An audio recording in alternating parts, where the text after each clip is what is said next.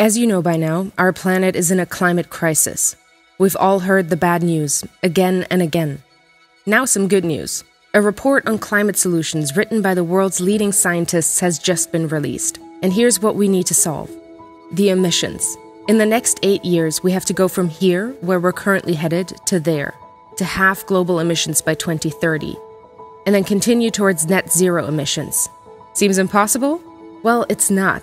According to the IPCC, we have all the tools we need to at least half global emissions by 2030. Let's look at those solutions.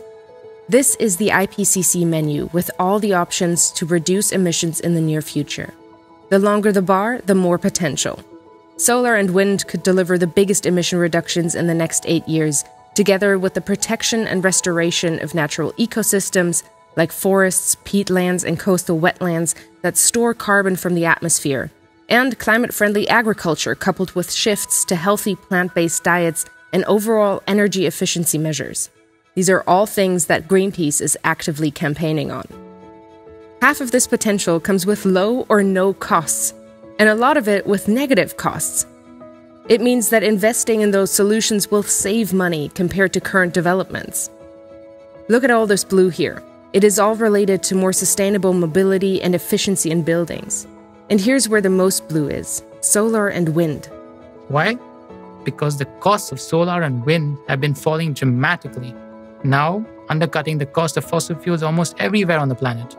Together with storage and flexible solutions, it's a game changer. Solar and wind, through different means of electrification, can now replace fossil fuels in transport, industry, buildings, and so on, if we allow them to. That is, if governments push fossil fuels out of the way.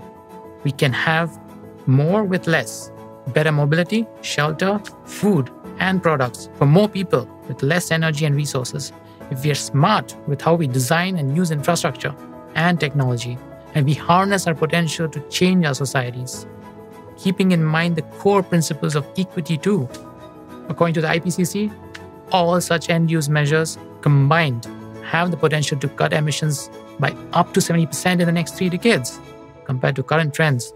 So, we could meet the energy needs of all with half the amount of energy resources. It's about designing green, walkable, and bikeable cities with shared and smart mobility. It's self-sustaining buildings and better use of floor space. It is healthy, plant-based diets and reduced food waste. It's avoided flights. And it's the better use of consumer products, reusing, repairing, and recycling stuff, and much more. Let's be clear, this is not about individual behavioral choices, but rather about changing systems and incentives to deliver equitable, just, and sustainable services for all. So what are we waiting for? None of this will happen on its own, not with government's current targets and policies. They are not driving money where it needs to go.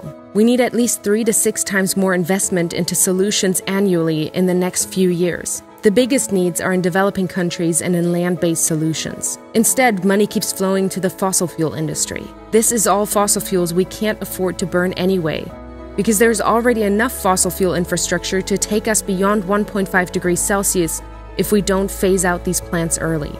It doesn't have to be this way. We can change all this. The story of the solar and wind breakthrough is a story of people making the impossible possible by insisting on their leaders to act.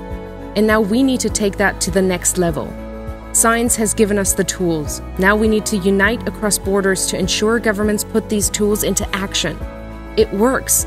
In recent years, the number of climate court cases has increased rapidly, doubling in just 3 years. In the last year alone, groundbreaking victories against big polluters have been achieved. This is citizens using science as a powerful tool for change. People uniting to make the impossible possible. This can be you.